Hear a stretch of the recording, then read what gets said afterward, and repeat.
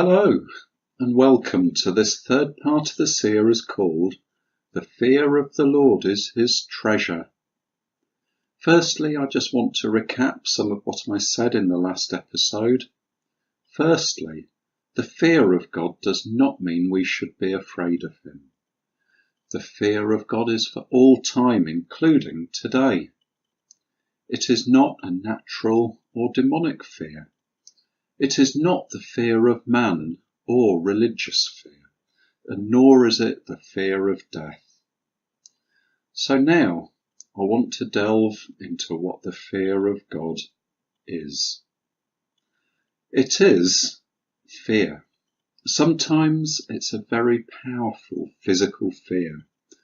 For example, when Moses was before God on Mount Sinai, Hebrews 12:21 tells us, "So fearful was the sight that Moses said, I exceedingly fear and quake."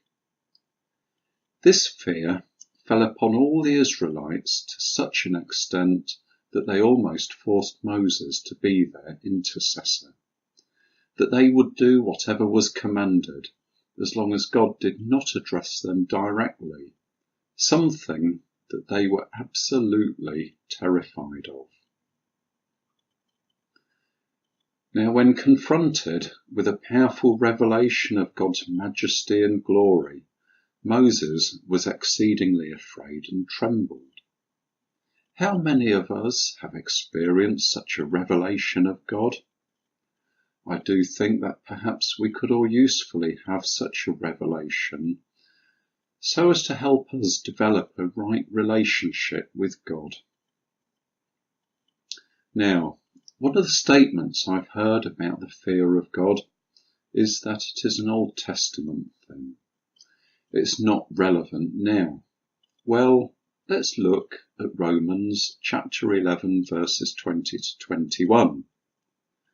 Well, because of unbelief, they, that is the Jews, were broken off. And you, that is me and you, stand by faith. Do not be high-minded, but fear. For if God did not spare the natural branches, fear lest he also may not spare you either. This clearly sounds to me like the trembling, dread kind of fear. We should always consider the case that we may not be spared, in other words, doomed to separation from God. So, in the New Testament, Paul encourages us to have that right fear of God so as to prevent this happening. Just to be clear, this fear does not mean we are to be afraid of God or of approaching Him. It is not that kind of fear. This fear is to be balanced with our knowledge of His love for us, His mercy, His grace, His compassion, His holiness, and so on. Humanly speaking, this all sounds contradictory, but by the help of God's Holy Spirit, this can all be worked out healthily, without us getting paranoid or afraid of God. Now, the second aspect to the fear of God is awe. The Oxford English Dictionary defines awe as reverential respect mixed with fear or wonder. It is something that expresses our reaction to majesty, to power, to holiness, greatness, extreme goodness. Psalm 47:2. For the Lord Most High is awesome, a great King over all the earth.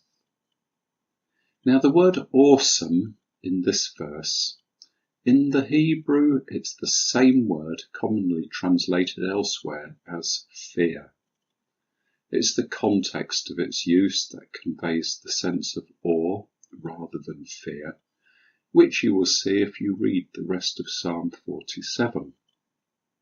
Now, a great king will display majesty, will display power, greatness, a form of holiness that's not the same as God's, and hopefully also an extreme goodness.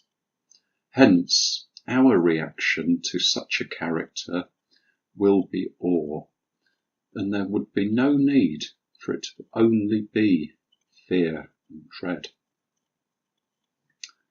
Now, the third aspect to the fear of God is reverence.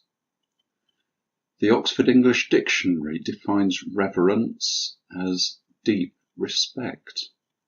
Leviticus chapter 19 verse 3.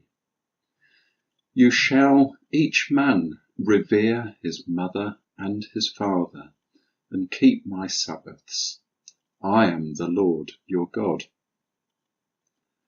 In this verse, the word revere in the Hebrew is the same word elsewhere translated as fear. And it's the context of its use that conveys the sense of reverence rather than fear. It was never God's plan that we should fear or dread our parents. Instead, it is God's desire that we should have a deep respect for our parents. Deuteronomy chapter 13 verse 4. You shall walk after the Lord your God and fear him, and keep his commandments, and obey his voice, and you shall serve him, and hold fast to him. So it is with a deep respect for God, mingled with fear, that we can be obedient and serve him. So the fear of God is all these three things: fear, awe, and reverence, all mixed together. These three elements, fear, awe, and reverence, are the results of a revelation of God. It is as we pursue him, for example, by regularly reading his word, or regularly praying, that he reveals himself. Now, I can personally testify that the more I read, the more I pray, the more revelation I get, and the more fear, awe, and reverence I get, and the closer I get to God. And as we shall see, this is a part of God's plan for every Christian, and no one is excluded. However, to get a true and full understanding of the fear of God, we need to listen to and be taught by God's Holy Spirit. It's not something that I can fully convey by words, and I do suspect that it could be subtly different for different people. But I do believe it must include, as a minimum, the three elements: fear, awe, and reverence. So that concludes the third part of this series, The Fear of the Lord is His Treasure. Thank you for watching.